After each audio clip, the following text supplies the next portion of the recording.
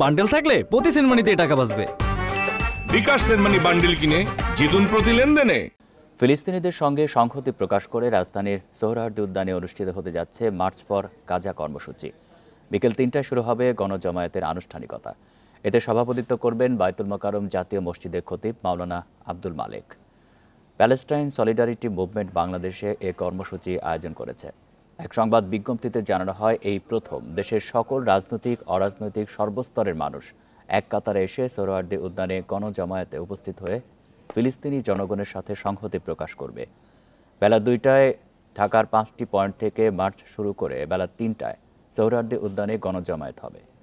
Bangla motor, Kakrail মোড়, zero point, Bakshibazar মোড় ও নীলক্ষেত মোড় থেকে মিছিল উদ্যানে ঢুকবে। অনুষ্ঠানে যোগ দিবেন আলোচিত ইসলামী বক্তা মিজানুর রহমান আজহারি, আসুনা ফাউন্ডেশনের চেয়ারম্যান শায়খ আহমদুল্লাহ সহ অনেকেই। বাংলাদেশের ইতিহাসে এরকমটা আসলে কখনো হয়নি। সকল ধর্ম, বর্ণ অথবা রাজনৈতিক অরাজনৈতিক যত ধরনের মানুষ বা ব্যক্তিবর্গ আছে সবাই এই এর মধ্যে সম্পৃক্ত থাকবে। তো আমরা আশা করছি যে মোটামুটি ৩০ লক্ষ বা তার অধিক মানুষ হওয়ার আশা আমরা ব্যক্ত করছি। ফোকাস করব আমাদের স্টেজ এবং স্টেজের আশপাশের জায়গাটা। আর আমরা সবাইকে যারা আসবে তাদের সবার প্রতি আমাদের আহ্বান থাকবে যে সবাই যেন এই মন মানসিকতা নিয়ে আসে যে সে নিজেই এই প্রোগ্রামের একজন ভলান্টিয়ার, সে নিজেই হচ্ছে। চারুকলার মঙ্গল শোভাযাত্রা এবার হচ্ছে আনন্দ শোভাযাত্রা নামে। কারণ হিসাবে ঢাবি উপাচার্য বলেছেন, মঙ্গল শব্দ আপত্তি নেই, তবে সর্বস্তরের অংশগ্রহণ নিশ্চিতে পুরনো নামটি ফিরিয়ে আনা হয়েছে। আর ঐক্য শান্তির ডাকে আয়োজনের মূলভাগে থাকছে ফ্যাসিবাদের মুখাবয়ব। শোভাযাত্রা শুরু হবে পয়লা বৈশাখে সকাল ৯টায়। ফ্যাসিবাদ বিরোধী বার্তায় এবার হচ্ছে চারুকলার বর্ষবরণের আয়োজন। প্রতিকৃতিতে থাকছে ফ্যাসিবাদের মুখাকৃতি, সঙ্গে থাকছে গাজায় ইসরায়েলি আগ্রাসনের প্রতিবাদ। সে কাজে এখন দম ফেলার সুযোগ নেই আয়োজকদের। মুখোশ থেকে শুরু করে তৈরি হচ্ছে বিশাল আকৃতির পটচিত্র। প্রতিবারের মতোই বিক্রি হচ্ছে তাদের শিল্পকর্ম। বাংলা সংস্কৃতি ৪০০০ বছরের ঐতিহ্য হচ্ছে পটচিত্র।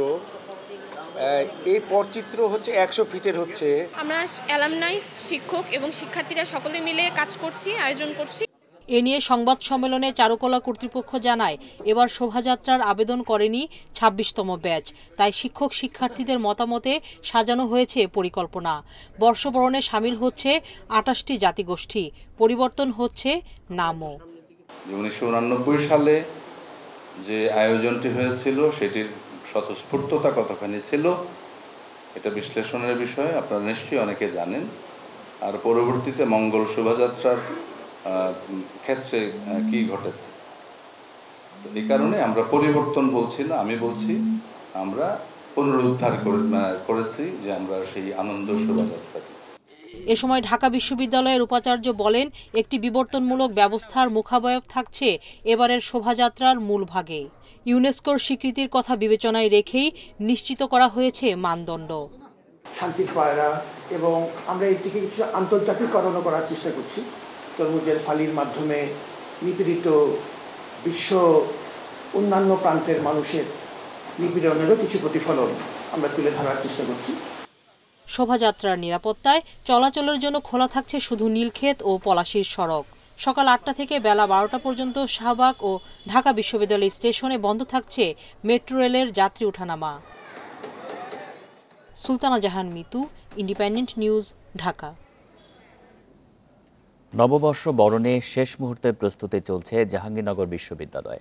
চারুকলা বিভাগের শিক্ষার্থীরা বৈশাখী শোভাযাত্রার জন্য তৈরি করছেন নানান মোটিভ। এবারে প্রথম জুলাই গণ অভ্যুত্থান ও গাজা ইসরায়েলের গণহত্যার প্রতিবাদে বানানো হচ্ছে হাতের মুষ্টি।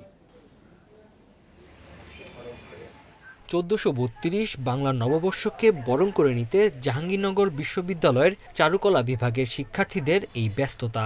বিশ্ববিদ্যালয়ের পুরাতন কলা ভবনের সামনে শিক্ষার্থীরা সকাল থেকে মধ্যরাত পর্যন্ত তৈরি করছেন নানা মোটিভ। বাঁশ ও কাঠের তৈরি এসব মোটিফের পাশাপাশি চলছে রং তুলির কাজ, আবার কেউ আঁকছেন ছবি। জুলাই গণ অভ্যুত্থান ও গাজায় ইসরায়েলি গণহত্যার প্রতিবাদ হিসেবে এবার প্রথমবারের মতো বাঁশ ও কাঠ দিয়ে বানানো হচ্ছে হাতের মুষ্টি।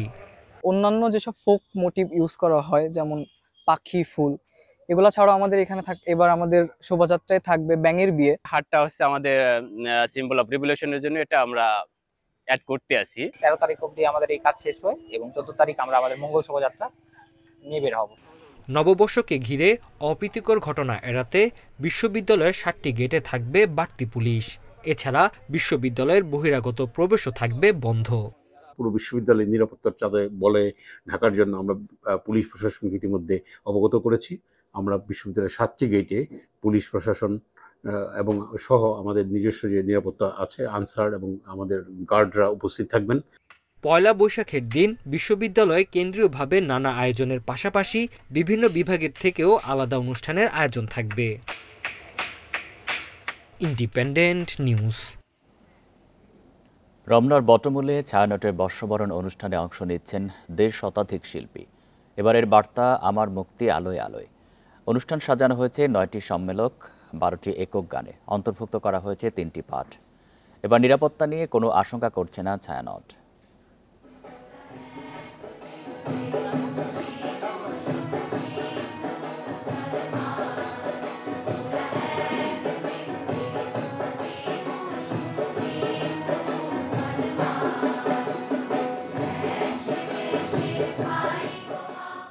বাংলা নববর্ষ বরণে হাতের সময় নেই বললেই চলে। ছায়ানট সংস্কৃতি ভবনে তাই প্রতিদিনই চলছে এমন অনুশীলন।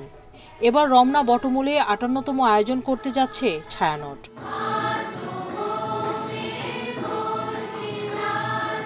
ভোরের আলো ফুটতেই ভৈরবীতে রাগালাপ দিয়ে হবে 1432 বঙ্গাব্দ বরণের সূচনা। অনুষ্ঠান সাজানো হয়েছে দেশপ্রেম, প্রকৃতি ও মানুষকে ভালোবাসবার গান আর আত্মবোধন জাগরণের সুরবাণী দিয়ে।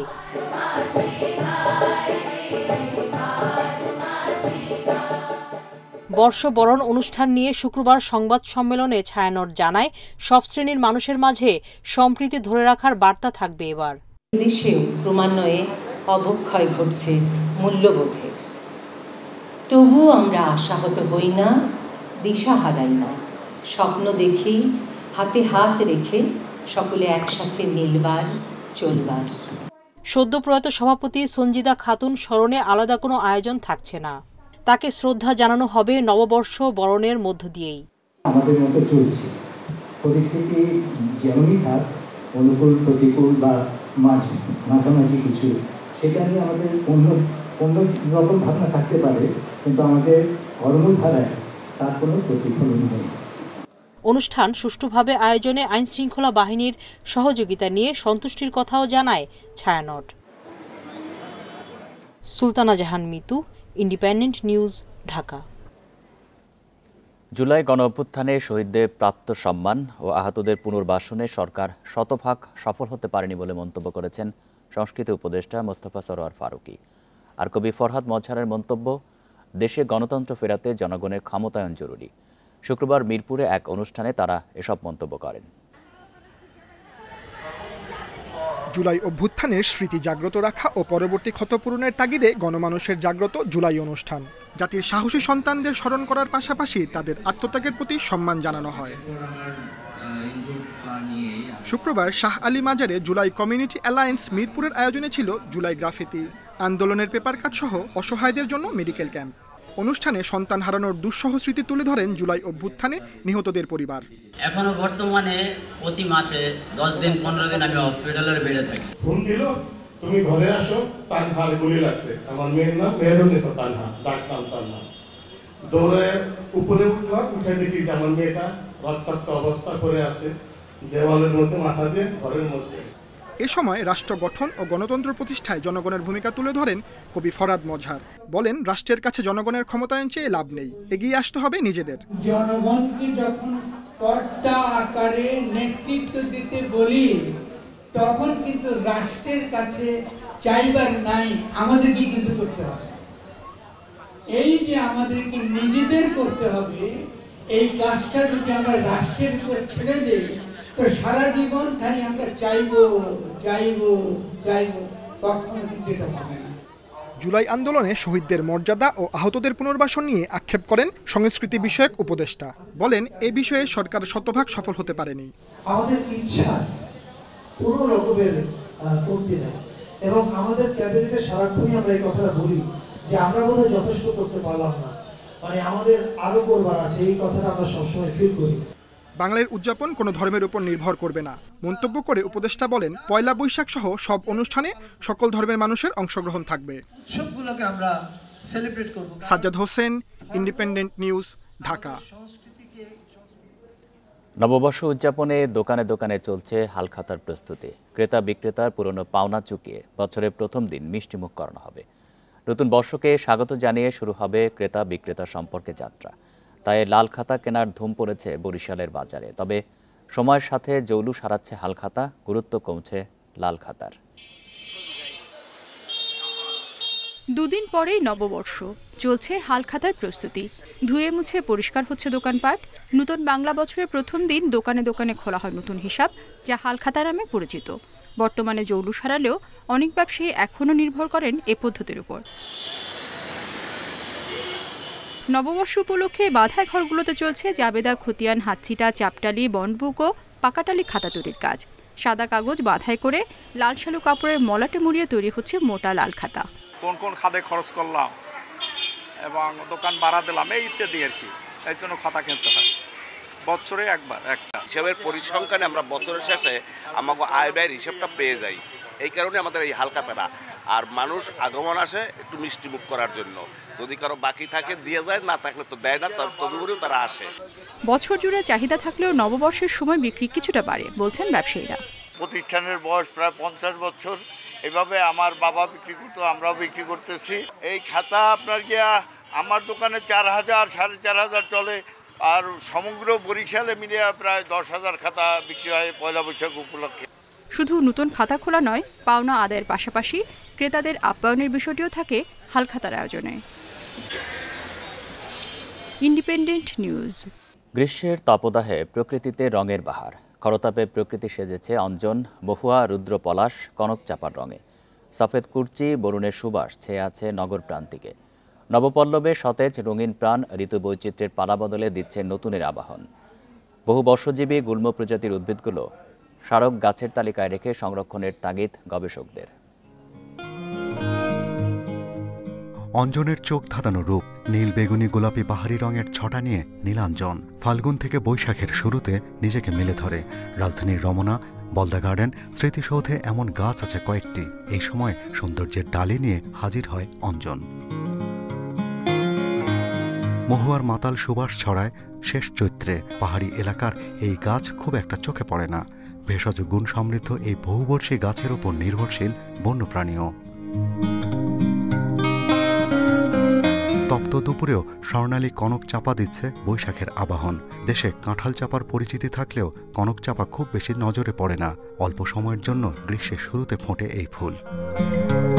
তপ্ত তাপপ্রবাহে সফেদ কুর্চি সুবাস ছড়ায়। এর মোহনীয় রূপে বৈশাখ হয়ে ওঠে মধুর। দেশীয় বিচিত্র গাছের বর্ণিল ফুলের নির্যাসে রং ও সুগন্ধি তৈরি সম্ভব। কেমিক্যাল বর্ণগুলো আমাদের শরীরের জন্য ক্ষতিকর, কোনো কোনো ক্ষেত্রে কার্সিনোজেনিক অর্থাৎ ক্যান্সার পর্যন্ত প্রমোট করে। সেই ক্ষেত্রে যদি আমরা ন্যাচারাল সোর্স থেকে যদি এই সকল বর্ণিল বৃক্ষগুলোর ফুলগুলো কাজে লাগাতে পারি কমার্শিয়ালি, সেক্ষেত্রে আমাদের রাসায়নিক যেই রং সেটার বিকল্প হতে পারে। এই সময় তেলসুর গাছেও ফুল আসে। শতবর্ষজীবী এই গাছ অর্থকরী। উদ্ভিদ গবেষকেরা বলছেন, উঁচু ও বহুবর্ষজীবী গাছ নিয়ে স্মারক গাছের তালিকা করছে সরকার। আমাদের দেশে সবচেয়ে উঁচু বৃক্ষগুলো যেগুলো টেকসই, অর্থাৎ তাদের গঠনশৈলী, তাদের টিম্বার ভ্যালু, তাদের স্থায়িত্বতা এবং ল্যান্ডস্কেপে তাদের সৌন্দর্যতা সব কিছুতে মানানসই, সেগুলোকে স্মারক করা উচিত। চৈত্র বৈশাখের বৃষ্টিহীন সময়টাতে রুদ্র পলাশ ভুলিয়ে দেয় তাপদাহের রুক্ষতা। তাই প্রকৃতির রুদ্ররূপের বিপরীতে তার এই রঙিন আবেদন। Shahriar Anirban, Independent News, Dhaka. পহেলা বৈশাখের আগে ইলিশের দাম চড়া। ইচ্ছেমতো দাম হাঁকাচ্ছেন ব্যবসায়ীরা। চাঁদপুর, লক্ষ্মীপুর সহ অনেক জায়গায় নিষেধাজ্ঞা অমান্য করে ইলিশ শিকারে নামছেন জেলেরা। আর এসব মাছে আড়তে গোপনে চলছে বেচাকেনা। মার্চ এপ্রিল 2 মাস মেঘনায় ইলিশ সহ সব ধরনের মাছ ধরায় রয়েছে নিষেধাজ্ঞা। তবে সেই নিষেধ অমান্য করে মাছ শিকারে নেমেছে জেলেরা। সাগর নদীতে মিলছে না তেমন ইলিশ, আর বৈশাখকে ঘিরে বাড়ছে ইলিশের দাম। বরগুনার পাথরঘাটায় 1 কেজি ওজনের ইলিশের মন প্রতি বিক্রি হচ্ছে 1,50,000 টাকায়। 1 কেজি 300 গ্রাম সাইজ এই মাছটা বিক্রি হচ্ছে 1,50,000 টাকা। 28,000 ওজন আপনার 300 গ্রাম 350 গ্রাম ওজন।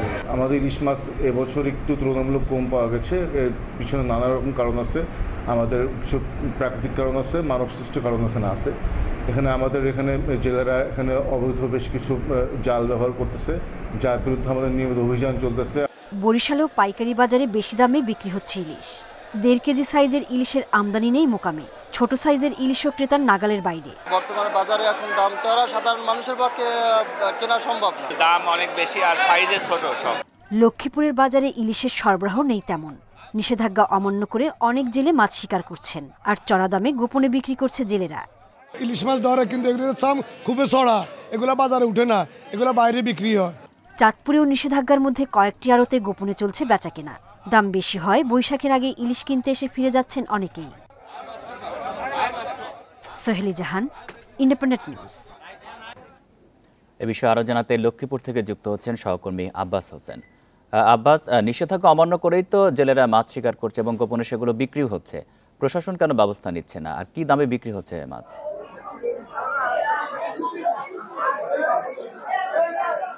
আসলে আর একদিন পরে যে বাঙালির সবচেয়ে বড় উৎসব, সেই উৎসবটি হলো বৈশাখ। আর এই বৈশাখ বিস্তার ভিতরে আমরা দেখেছি লক্ষ্মীপুরের মেঘনায় কিন্তু যে 2 মাসের যে নিষেধাজ্ঞা খুলছে, এই নিষেধাজ্ঞাকে উপেক্ষা করা। আর এই মাছগুলো তারা গোপনে জেলার বিভিন্ন সরকারে বিক্রি করছে। আমরা বিশেষ করে দেখেছি যে 700 থেকে 80 টাকায় কিছু ছোট আকারে বেবি সেগুলো বিক্রি করছে। এর বাইরে কিন্তু 500 থেকে 700 গ্রামের বেবি সেগুলো কিন্তু বিক্রি হচ্ছে 1200 থেকে 1400 টাকা।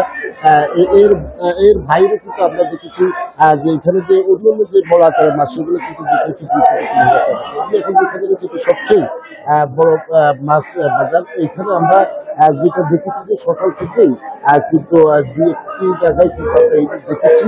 এর বাইরে কিন্তু ইলিশ মাছ কিন্তু বাজারে কিন্তু বিক্রি। পাশাপাশি দেশীয় যে মাছগুলো রয়েছে, সেগুলো কিন্তু এখানে বিক্রি করা যাবে। এখান থেকে বাঙালি যারা রয়েছে তারা যেটি জানিয়েছেন যে এবারের যে বৈশাখ, তারা অনেকেই পান্তা ইলিশ যে বাঙালি যে কালচার সেটি বাদ দিয়ে তারা এবার যে অন্যান্য যে দেশীয় মাছ রয়েছে, তেলাপিয়া মাছ, রুই মাছ বা চিংড়ি মাছ, সেগুলো দিয়ে তারা কিন্তু এবারের যে বৈশাখ সেটি উৎসব করবে। এর বাইরে কিন্তু আমরা এখানে প্রশাসনকে ম্যানেজ করে কিন্তু মূলত এই মেঘনায় যে মাছগুলো সেগুলো তারা শিকার করছে জেলেরা। এমনকি আমরা দেখেছি এবং অভিযোগ রয়েছে যে প্রশাসনকে গড়কে টাকার বিনিয়োগ কিন্তু সেটি ম্যানেজ করা হচ্ছে এখানকার যে জেলেরা রয়েছে তারা।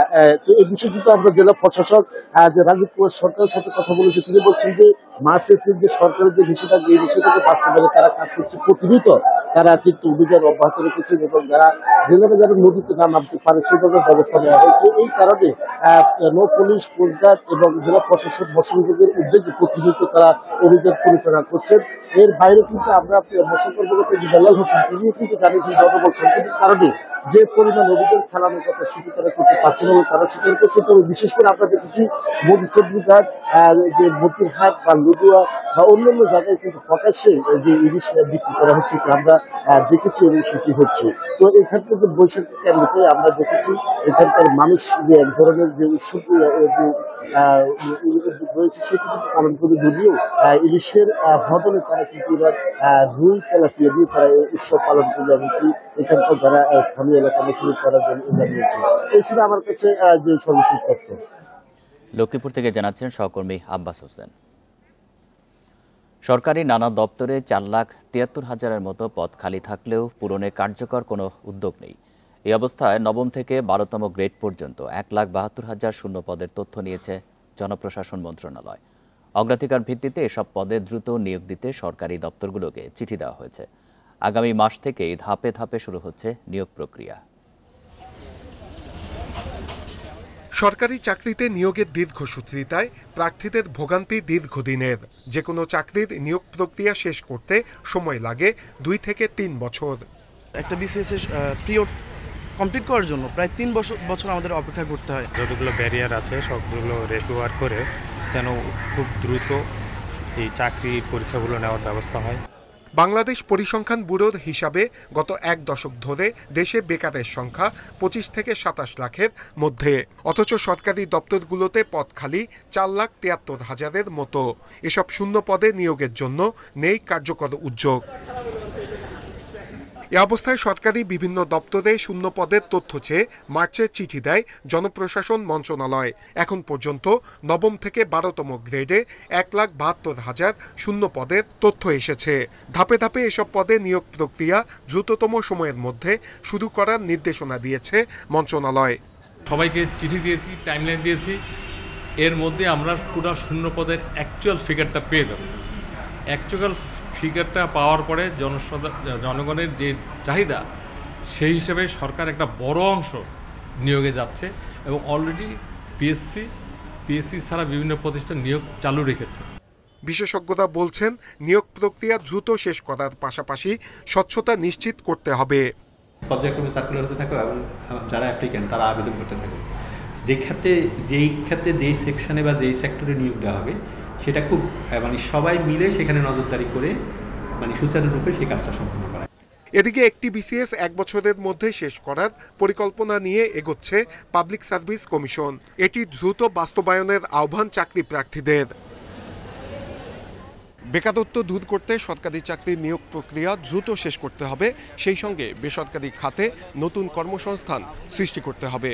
আর তরুণদের দক্ষ করে তুলতে কারিগরি শিক্ষার উপর জোর দেওয়ার আহ্বান গবেষকদের। নূরে আলম, ইন্ডিপেন্ডেন্ট নিউজ, ঢাকা। কয়েকটি পরিবার ও গোষ্ঠী বিপুল অর্থ পাচার করেছে। এসব অর্থ 6 মাসের মধ্যে জব্দ করে ফিরিয়ে আনার লক্ষ্যে কাজ চলছে বলে জানিয়েছেন বাংলাদেশ ব্যাংকের governor doctor Ahsan H Mansur. শুক্রবার বিকেলে চট্টগ্রামে বাংলাদেশ ব্যাংক কার্যালয়ে এক মত বিনিময় সভায় তিনি একথা বলেন। গভর্নর জানান, বিদেশে কোথায় কার কী পরিমাণ সম্পদ আছে তা পর্যালোচনা করা হচ্ছে। আগামী 6 মাসের মধ্যে কয়েকটি দেশে সম্পদ জব্দ করার লক্ষ্য সরকারের। তবে এসব সম্পদ ফিরিয়ে আনতে 1 বছরেরও বেশি সময় লাগবে। বিদেশি সংস্থার সাথে কাজ চলমান রয়েছে। দেশের রেমিটেন্স 26 থেকে 27% বেড়েছে জানিয়ে তিনি আরও বলেন, বিদেশি মুদ্রার রিজার্ভ এখন স্থিতিশীল পর্যায়ে আছে। রপ্তানি বাড়ার কারণে আর্থিক খাত স্বস্তির মধ্যে রয়েছে। মূল্যস্ফীতি কমলেও সন্তোষজনক নয় জানিয়ে তা আরও কমানোর চেষ্টা চলছে বলে জানান গভর্নর।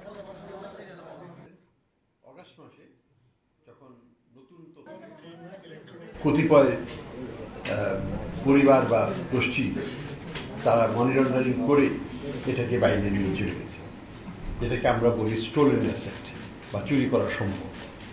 সেই সম্পদ ফিরিয়ে আনার ব্যাপারেও আমরা কাজ করছি। চলতি বছরের মার্চে চট্টগ্রাম বন্দর দিয়ে গত বছরের চেয়ে 12.5% বেশি পণ্যবাহী কন্টেইনার রপ্তানি হয়েছে। তবে একই সময়ে আমদানি কমেছে প্রায় 3.5 ভাগ। বন্দর ব্যবহারকারীরা বলছে, নানামুখী জটিলতা কাটিয়ে রপ্তানি স্বাভাবিক হলেও বিশ্ব অর্থনৈতিক পরিস্থিতিতে সরকারকে ইতিবাচক সিদ্ধান্ত নিতে হবে। চট্টগ্রাম বন্দরে চলতি বছরের মার্চ মাসে কন্টেইনার ভর্তি মোট পণ্য রপ্তানি হয়েছে 68,491 একক, যা গত বছরের একই সময়ের চেয়ে 7,739 একক বেশি। আর আমদানি কমেছে 3,562 একক। ব্যবসায়ীরা বলছেন, রাজনৈতিক পট পরিবর্তনের পর আমদানি রপ্তানিতে যে নেতিবাচক পরিস্থিতি তৈরি হয়েছিল তা কাটতে শুরু করেছে। বাণিজ্যিক পণ্যের আমদানি কমায় কিছুটা প্রভাব পড়েছে বলে জানান তারা। এলসির এগেনস্টে যে পণ্য আসার সেগুলি কিন্তু আসছে, পণ্য কমে গেছে কমার্শিয়াল ইম্পোর্ট। তো যেটার ইম্প্যাক্ট পড়ছে, কারণ হাই ডিউটি আইটেম হচ্ছে এই কমার্শিয়াল ইম্পোর্টগুলি, তো যে কারণে রেভিনিউতেও একটা চাপ আসছে। সম্প্রতি যুক্তরাষ্ট্র ঘোষিত শুল্ক নীতি নিয়ে সরকারকে বিশেষভাবে এগোনোর পরামর্শ দিয়েছেন আমদানি রপ্তানিকারকরা। বিশ্ব অর্থনীতির সংকটময় পরিস্থিতিতে ব্যবসায়ী বান্ধব নীতির আহ্বান তাদের। উন্নত দেশগুলোর সাথে বাণিজ্যিক যে সম্পর্কটা তৈরি করার, তার কিন্তু একটি নতুন মেরুকরণ কিন্তু প্রতিযোগিতা কিন্তু অলরেডি শুরু হয়ে যাচ্ছে। আমরা যদি বাংলাদেশ, আমি মনে করি, আমার একটা ব্যক্তিগত মতামত, আমাদেরও কিন্তু এখন থেকে সেই প্রস্তুতিটা নেওয়া উচিত। আমদানি রপ্তানির এমন ধারা সামলাতে যথাযথ প্রস্তুতির কথা জানিয়েছে বন্দর কর্তৃপক্ষ। আগে যখন হয়তো জাহাজ ওয়েট করতো তখন আমাদের এতটা ইকুইপড আমরা ছিলাম না। এখন আমাদের ইয়ার্ড ফেসিলিটিস বেড়েছে, আমাদের ইকুইপমেন্ট ফেসিলিটিস বেড়েছে। সব মিলিয়ে চট্টগ্রাম বন্দর পূর্বের তুলনায় অনেক বেশি এফিশিয়েন্ট। দেশের মোট আমদানি রপ্তানির 92 ভাগ পরিচালিত হয় চট্টগ্রাম বন্দর দিয়ে। এজন্য বন্দরটির সক্ষমতা আরও বাড়ানোর দাবি জানিয়েছেন ব্যবসায়ীরা। অনুপম শীল, ইন্ডিপেন্ডেন্ট নিউজ, চট্টগ্রাম। নির্বাচন ও সংস্কারকে পাশাপাশি দাঁড় করিয়ে দেশে আরেকটি সংকট তৈরি করার চেষ্টা চলছে বলে মন্তব্য করেছেন গণ অধিকার পরিষদের সভাপতি নুরুল হক নূর। শুক্রবার সন্ধ্যায় মানিকগঞ্জের সিংগাইর সরকারি পাইলট উচ্চ বিদ্যালয় মাঠে এক জনসভায় তিনি একথা বলেন।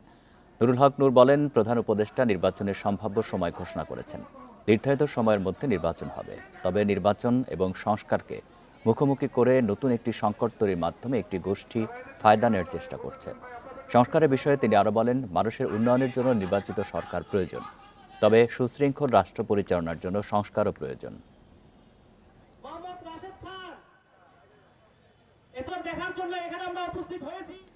সাভারের আশুলিয়ায় নির্মাণাধীন জুতা কারখানায় মাটি ভরাটে বাধা দেওয়ার অভিযোগ উঠেছে স্থানীয় বিএনপি নেতাকর্মীদের বিরুদ্ধে। শুক্রবার দুপুরে শিমুলিয়া মোড়ে এই ঘটনা ঘটে। এ নিয়ে থানায় লিখিত অভিযোগ দিয়েছে কারখানা কর্তৃপক্ষ। অভিযোগ থেকে জানা যায়, কারখানা কর্তৃপক্ষ শিমুলিয়া ইউনিয়নে 450% জমি কেনে। সম্প্রতি জমিতে বালু ভরাট শুরু করলে স্থানীয় বিএনপি নেতাকর্মীরা বেশি দামে বালু ভরাটের দায়িত্ব নিতে চান। কারখানা কর্তৃপক্ষ এতে রাজি না হওয়ায় কাজে বাধা দেন 10 থেকে 15 জন নেতাকর্মী। এ সময় কারখানার এক কর্মীকে মারধর, একটি ট্রাক ভাঙচুর করা হয়। এই ঘটনায় অভিযুক্ত ইউনিয়ন বিএনপির সহসভাপতি গালিব দাবি করেন, কারখানা কর্তৃপক্ষ কেনা জমির বাইরে গিয়ে মাটি ভরাট করছেন, তাই তারা বাধা দিয়েছেন। সহসভাপতি গালিব আসছিল, এলাকার বিএনপির লোকজন আসছিল, যুবদল লোকজন আসছিল। এরা বলে গেছে যে পটের জায়গায় সমাধান না হওয়া পর্যন্ত 1 ইঞ্চি যেন মাটি না পড়ে। তাদের মাটি তারা যেভাবে ভরাট করা যেত ওইভাবে তারা মাটি ফেলছে এবং এইভাবে এই পর্যন্ত কালকের দিন চালাইছে, আজকেও চালাইছে। আজকে আবার হঠাৎ করে নাকি এবার তারা বাধা দিতে। তাৎক্ষণিকভাবে সংবাদে আমাদের ওই এলাকার যে পুলিশ টহল টিম ছিল উনি ঘটনাস্থলে গেছে। সুনামগঞ্জের শান্তিগঞ্জে মধ্যরাতের আগুনে পুড়েছে 7টি বসতঘর ও মুদির দোকান। রাত 1:30টার দিকে উপজেলার পূর্ব বীরগাঁও ইউনিয়নের সলব গ্রামে এই ঘটনা ঘটে। স্থানীয়রা জানান, গ্রামের জাহির মিয়ার রান্নাঘরে গ্যাসের সিলিন্ডার লিকেজ হয়ে আগুনের সূত্রপাত। মুহূর্তেই আগুন আশপাশে ছড়িয়ে পড়ে। খবর পেয়ে শান্তিগঞ্জ ফায়ার সার্ভিস ঘটনাস্থলে পৌঁছে দ্রুত আগুন নিয়ন্ত্রণে আনে। তবে এর মধ্যে পুড়ে ছাই হয়ে যায় 7টি ঘর, একটি দোকানের মালামাল ও আসবাবপত্র। আগুনে প্রায় 20 লাখ টাকার সম্পদ নষ্ট হয়েছে বলে দাবি ক্ষতিগ্রস্তদের।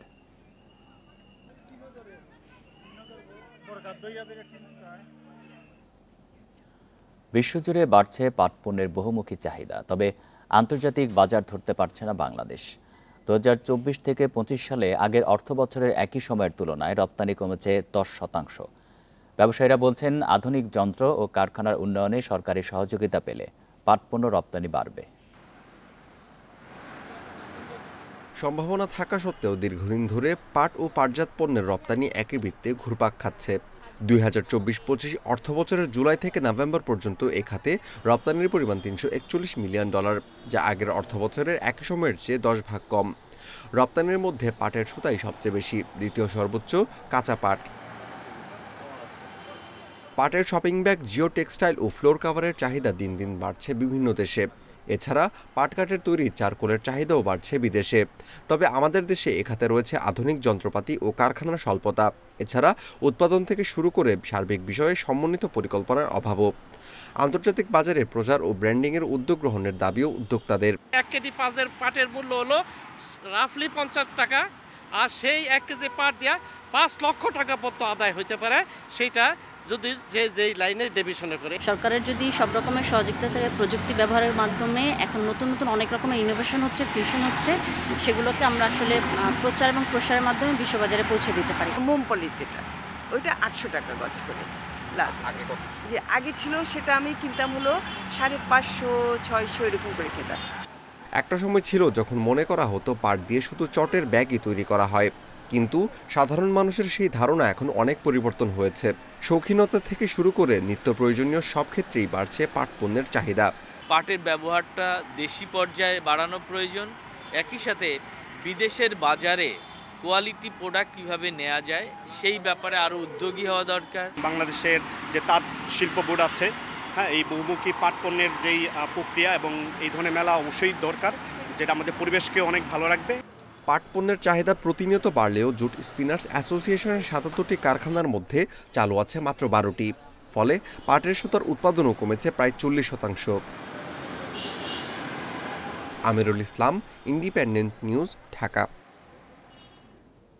শেরপুরে অবৈধভাবে স্থাপিত মিনি চিড়িয়াখানা থেকে 17টি বন্যপ্রাণী জব্দ করেছে বন্যপ্রাণী অপরাধ দমন ইউনিট। শুক্রবার সন্ধ্যায় গারো পাহাড়ের গজনী অবকাশ কেন্দ্র থেকে প্রাণীগুলো জব্দ করা হয়। প্রাণীগুলোর মধ্যে রয়েছে অজগর, বনবিড়াল, গন্ধগোকুল, বাজপাখি, বানর, শিয়াল ও হরিণ। বন্যপ্রাণী অপরাধ দমন ইউনিটের ইন্সপেক্টর নার্গিস সুলতানা জানান, অবকাশ কেন্দ্রটিতে অবৈধভাবে বেশ কিছু প্রাণী খাঁচায় বন্দি রেখে প্রদর্শন করা হচ্ছিল, যা আইনের পরিপন্থী। জব্দ করা প্রাণী প্রথমে কোয়ারেন্টাইনে রাখা হবে, পরে প্রজাতি অনুযায়ী প্রাকৃতিক পরিবেশে অবমুক্ত করা হবে।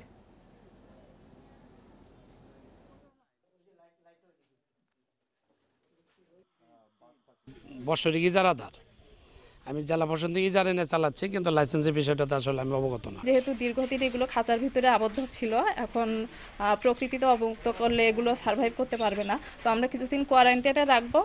দেন যখন দেখবো যে প্রকৃতিতে আপনার বাঁচার মতো এরা সক্ষম হচ্ছে, তখন আমরা প্রকৃতিতে ছেড়ে দিব। এই ছিল এখনকার সংবাদে। ইন্ডিপেন্ডেন্ট টেলিভিশনের সব খবরের আরো বিস্তারিত জানতে চোখ রাখুন ফেসবুক, ইউটিউব এবং এক্সে। ধন্যবাদ সবাইকে।